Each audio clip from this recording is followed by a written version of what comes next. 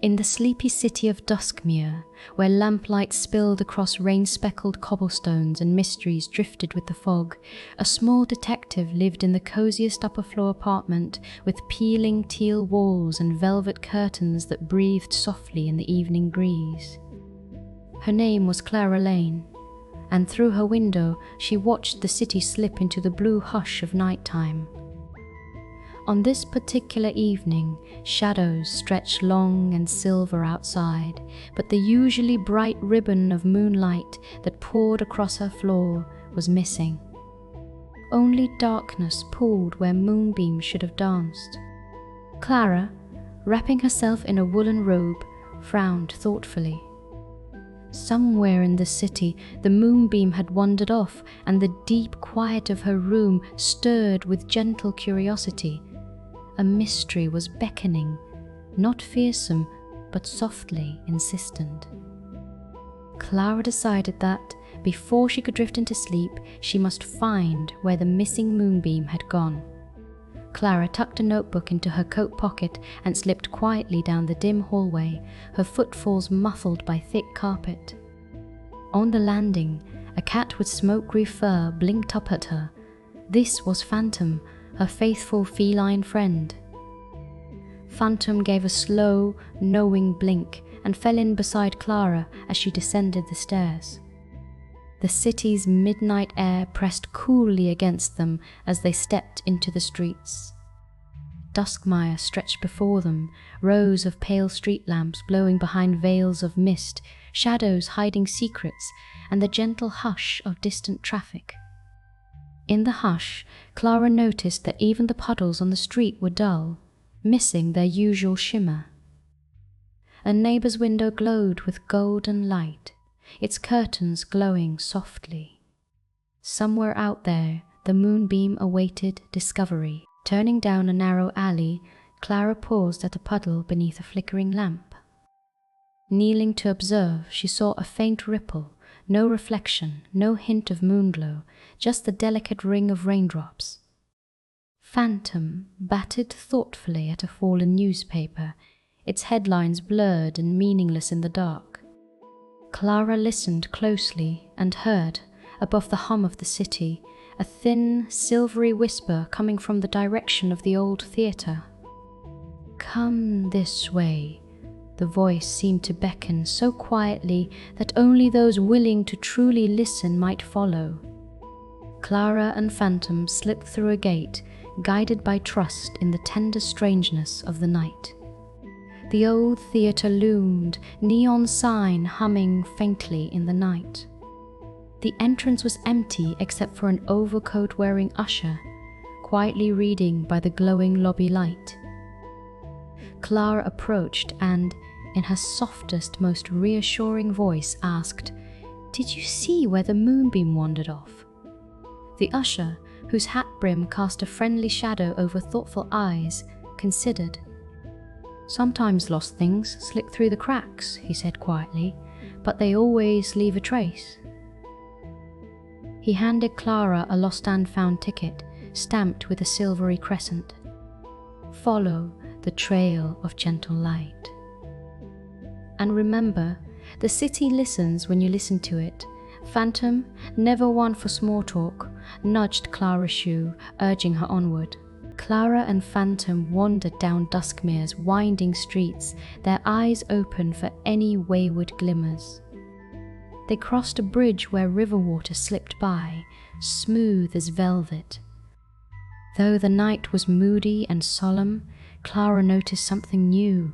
The gaslights on the bridge steps shimmered with a blush of faint warmth, as though the city itself was gently offering clues. Beneath the bridge, a family of ducks paddled in the gloomy water, and Clara watched their ripples dance without moonlight. At the far end of the bridge, a child stood, staring wonderingly at the clouded sky. Clara knelt beside the child, whose cheeks glowed from the cool, lamplit air. "Have you seen the Moonbeam?" Clara asked. The child nodded and whispered, "Follow the song the river sings, the moon listens, and so does the city." So, off, Clara and Phantom wandered, trailing hope more than certainty. At the far bank, an old willow tree curled its branches over a forgotten bench. Clara sat there with Phantom and listened as the wind rustled the branches and the river hummed below. This city, Clara realized, was full of hidden melodies. She took out her notebook and quietly drew what she remembered of the missing moonbeam, a twist of silver, a lace of light. Across the river, the faintest sliver of moon peeked through a crack in the clouds. It was just a whisper, but it was enough to set Clara's heart fluttering with gentle hope. Sometimes, she thought, missing things are not lost. They are quietly waiting to be found by someone who listens closely enough. Leaving the riverbank, Clara and Phantom followed dim pools of lamplight through an old, rain-dampened park. Here, each puddle shimmered pale when she approached, as if touched by invisible magic. The trees stood like sentinels, casting intricate shadows across the path. From one of the benches, an accordion player played a sleepy tune, the melody drifting up into the moist air. Clara paused, listened, and smiled as the notes curled around her heart. The night was full of hidden warmth.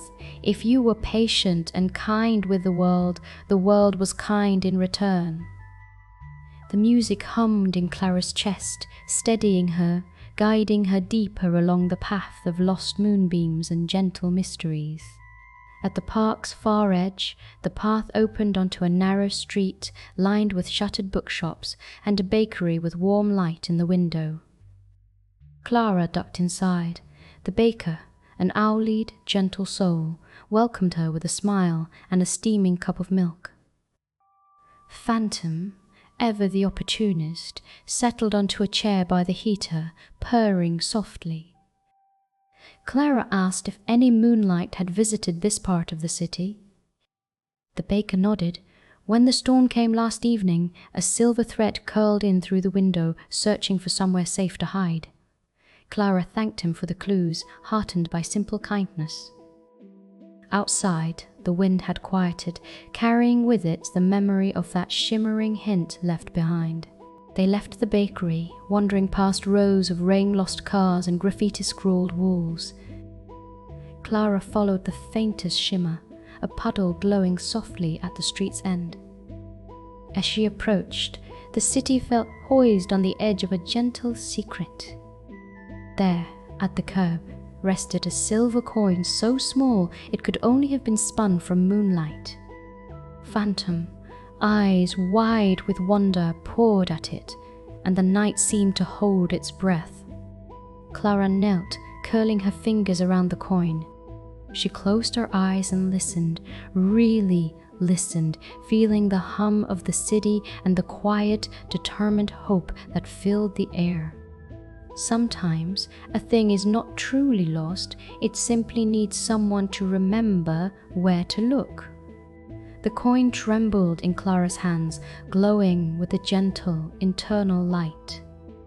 Music drifted on the cool breeze from somewhere unseen, soft, reassuring, like a memory of lullabies. Clara pressed the coin to her heart. In that moment, a pale beam unfurled, coiling gracefully from her hands up to the open sky. Moonlight slipped through the clouds again, rich and silvery, spilling warmth across rooftops and river and park, trailing its lacy glow through the city's windows. Duskmere breathed, as if waking from a lovely dream. The city, for a moment, felt profoundly awake and alive, the ordinary suddenly ghosted with magic. Clara's heart brimmed with quiet gratitude. She had found the missing moonbeam, returned it to its home simply by caring and believing. Phantom purred and rubbed against Clara's knees, her nose twitching in the fresh moon-sweetened air.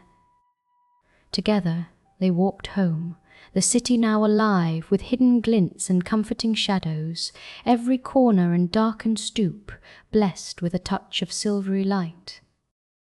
Passing under the lamplights, Clara smiled at the sleeping houses, the friendly usher still reading beneath the theatre's doorway, and the ducks nestled on the riverbank. The city, which had once seemed so quiet and grave, now hummed with gentle, magical possibility.